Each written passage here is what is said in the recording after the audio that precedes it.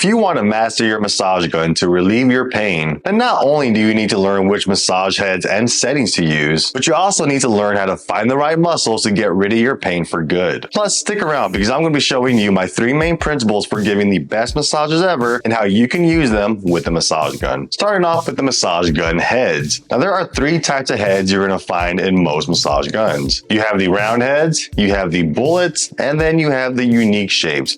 All of them coming in different styles and different material. For example, this softer foam won't be as hard or intense as this plastic, while a flatter head will provide more impact versus a rounder head. Speaking of the round heads, the whole point of using the round head is to hit the larger muscles within the body. This means you're going to want to use the round heads on different muscles like the quads, the glutes, the hamstrings, the chest, and even the calves, while also avoiding areas around the scapula, underneath the collarbone, and more. Now, if you wanted to get into those smaller areas, then the bullet is going to be your best friend. This little head can not only help you hit smaller areas the round head can't reach, but it's also great for getting deep in the tissues and working on those fascia restrictions. Now, chances are, if there's some unique area within the body, then they may have created a massage gun head for that area, which I like to categorize as miscellaneous. For example, here you have a 2-pronged bullet, which is perfect for hitting both sides of the spine without hitting the actual spine. Or you have this one that has a damper on it so you can go over the bony areas without hurting them. Or you have this spade, which is perfect for working on the edges of the bones and the muscles. As you can see, even though there's many different variations out there, you can easily boil them down into 3 different categories, making it easier for you to pick. Now, similar to the massage gun heads, we can easily break down the speeds in the massage gun into 4 different categories, with the first one being low speed, medium speed, high speed, and then again, a miscellaneous. When it comes to low speed, this is perfect if you've never used a massage gun or if you want to use it as a simple warm-up to get the blood flow going. Going up to the middle speed is pretty much your general purpose speed, and if you're not sure what you're doing here, then this is a good one to start on. High speed, which is the opposite of lower speed, obviously, is used for mostly punching into the deeper muscles and loosening the deeper fascia. And then you have some models that have some extra functions, like Bob and Brad's D6 massage gun, which has a couple different models like ramping up for 5 seconds, ramping down every 5 seconds, or going in a pyramid or wave-like fashion. Now, I am going to be using this for the rest of the video as my demonstration, so if you want to check one out yourself, then I'll leave a link in the description. Now, when it comes to the massage guns, all of them are going to be different in terms of the speeds that they come in. For example, the first one I ever bought has a speed of 1 through 20, while this D6 only has a speed of 1 through 6, basically going from 15 to 17, 19, and so forth. So as a rule of thumb, use your lowest settings on your massage gun for the low speed, your high settings on your massage gun for the high speed, and then of course the middle. And if you have the miscellaneous options like the D6, then there's your 4th option. Now, before I show you how to use this massage gun with my 3 main principles, let's first quickly talk about how to locate your pain. Because let's be real, if you don't know which muscles to work on, then how you can get rid of it, right? And what's great here is we're gonna be able to find 2 different kinds of pain by simply going off the information that your doctor already gave you. Now, the first kind of pain you can find is actually going to be chronic pain, and I'm going to be using neck pain as our example. The most common treatments for chronic neck pain is to strengthen the muscles in the back, like the rhomboids and the traps. Well, if you want to find the source of your chronic pain, then all you need to do is look to the opposite side of the muscles you're exercising and release those muscles with self-massage. Here's why this works. The whole point of strengthening the upper back is to create stability within the cervical spine and maybe even the shoulders. But the way it's doing that is by pulling the joints towards the back of the body. So think of it like this. The whole point of pulling the shoulders back and the spine back is to create stability and relieve your pain. But that also means your current position is what's creating your pain.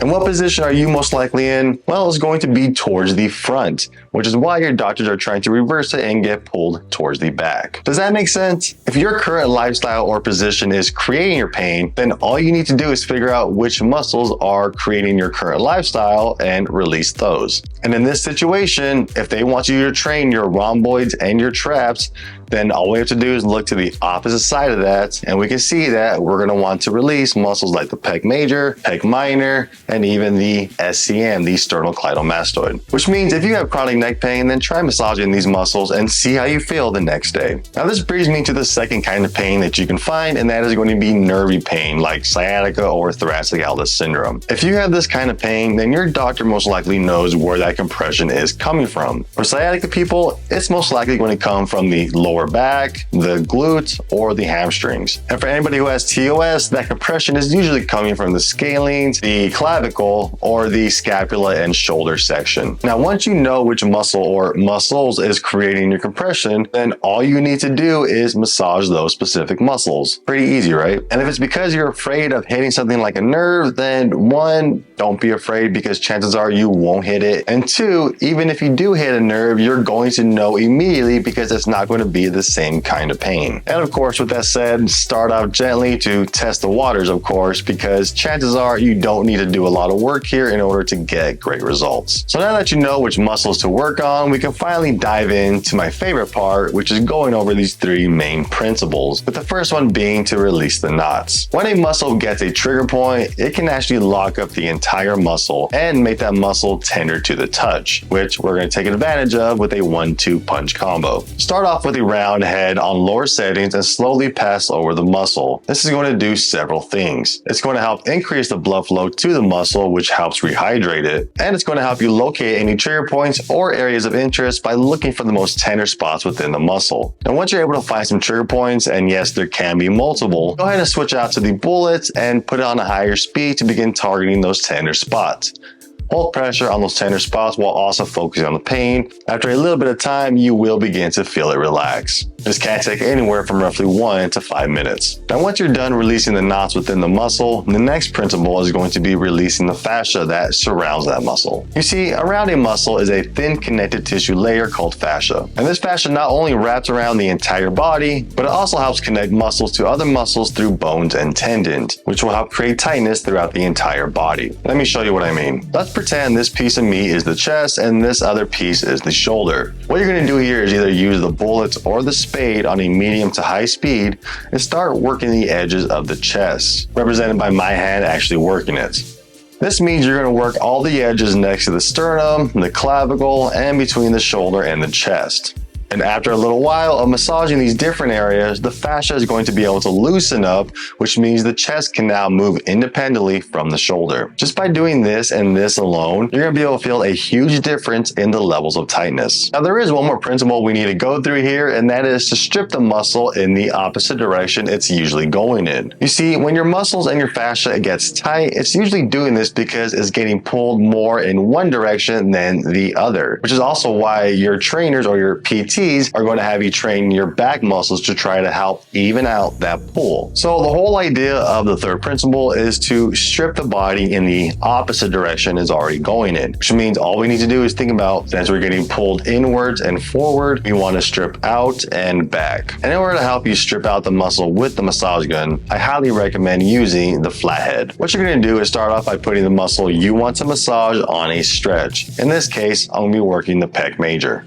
Now from here, grab your massage gun and place the starting point next to the sternum as you push it across the entire chest towards the shoulder.